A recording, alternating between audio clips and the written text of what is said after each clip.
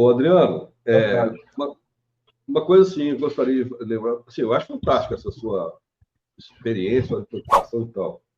Assim, o que coloca é o seguinte, realmente é possível você praticar a apicultura produtiva e a meliponicultura produtiva, desde que você faça esses tipos de análise, esses tipos de procedimentos, né, que depende de um manejo, uma coisa dentro de um processo de manejo que você implanta, você pode conciliar as duas coisas.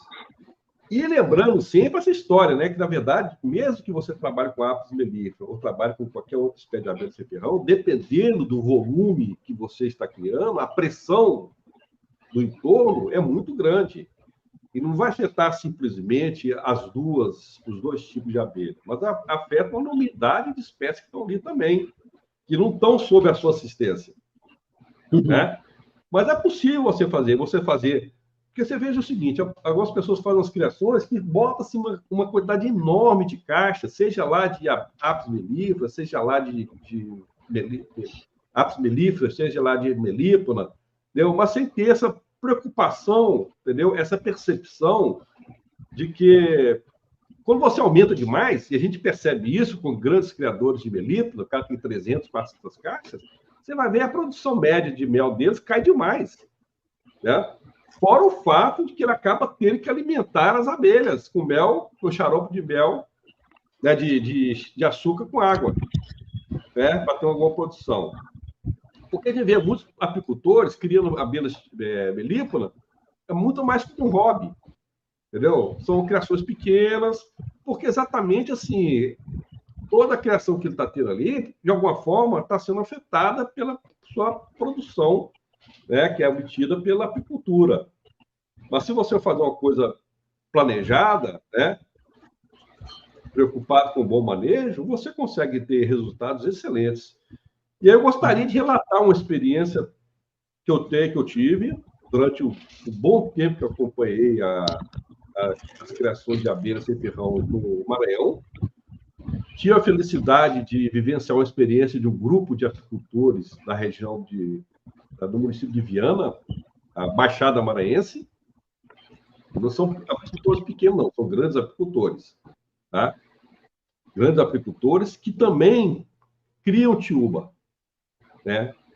E produzem a produção média de mel de tiúba está em torno de 3,5 litros. É uma produção grande por caixa. Né? Concomitante com a produção da apis.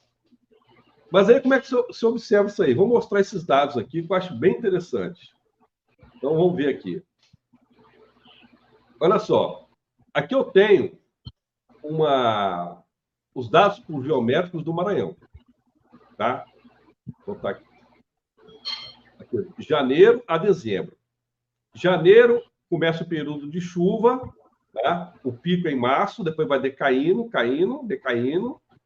Agosto, setembro, período seco, e dezembro inicia-se um novo ciclo de chuva. Quando você olha a produtividade da abelha tiúba, abelha sem ferrão, tá? Você vê isso. A produtividade de mel, tá? Mantém mais ou menos estável no período chuvoso, depois chega o período seco, como acontece a maior parte da florada, há uma subida absurda de mel, estocagem de mel, e aqui é uma queda, que é resultante de extração de mel, ou a colônia se divide. Tá? Há uma cisão, né? uma separação da colônia, né? Ela se produz novos ninhos. Tá? Quando vai vir a produção de pólen, o gráfico mais ou menos esse. Você tem um pólen que ele aumenta no período de chuva, depois vai decaindo, tá? Vai decaindo ao longo do ano e termina com a proporção baixa de pólen aqui em dezembro. Tá? Por que essa produção de pólen ela sobe aqui no período de chuva? Provavelmente porque chove muito, o mel ele é muito fraco, não dá para as abelhas produzirem cria e acaba que o pólen que as coletam vai sendo estocado. Tá? Então, tem esse entendimento, que o pólen é estocado e depois ele é consumido à medida que começa a temporada de floração mais intensa aqui no período seco. Quando você vai ver a população, é assim, a população de abelha população baixa, vai crescendo com a questão do mel, e aí chega aqui e ela separa. Nesse ponto aqui, essa população aqui de abelha, ela chega a um pico que é o período em que ela se divide, né? A rainha perde o controle da população toda, a população está muito grande e o ninho se divide, né? Isso quando não tem apicultura, né? Quando você vai ver com a apicultura, a coisa se comporta dessa forma. Toda a produção, tanto de pólen, mel e população, decai. Decai um ponto que a população não consegue atingir um pico que desencadeia a divisão. Então, aquelas abelhas sem ferrão que estão ali, naquela região que estão a apis mellifera, os ninhos não estão reproduzindo. Você tem os ninhos dos melipolários, mas eles não estão gerando novos ninhos, porque as populações são pequenas. Tá? E agora, olha o curioso que acontece na região da Baixada, lá em Viana. Tem um período aqui, que é esse aqui, ó, tá? Esse período aqui, os apicultores, eles levam as abelhas apis à região de mangue. É o período de apicultura migratória, tá? Quando eles levam as apis para o mangue, esses ninhos que estão no mangue estão distantes de 5 quilômetros das melípolas.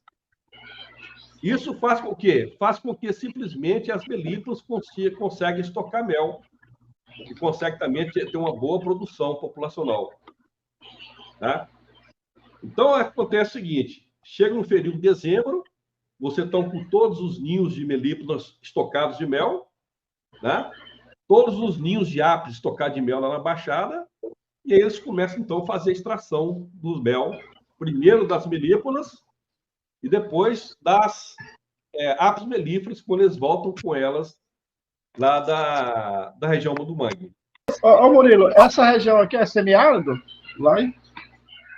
Que já é... Qual o bioma aí? Bioma? Não, lá é para a Amazônia. É a Amazônia. Essa região alagada, ela fica muito alagada no período de chuva, entendeu? Forma grandes lagos, entendeu? Com várias ilhas, né? Onde ficam essas abelhas aí. Elas ficam criadas. Nesse período de chuva. Quando você faz esse manejo, você faz o deslocamento, o pico de produtividade da florada, né? Acontece no período seco, bom tanto para apis quanto para a tiúba, você separa.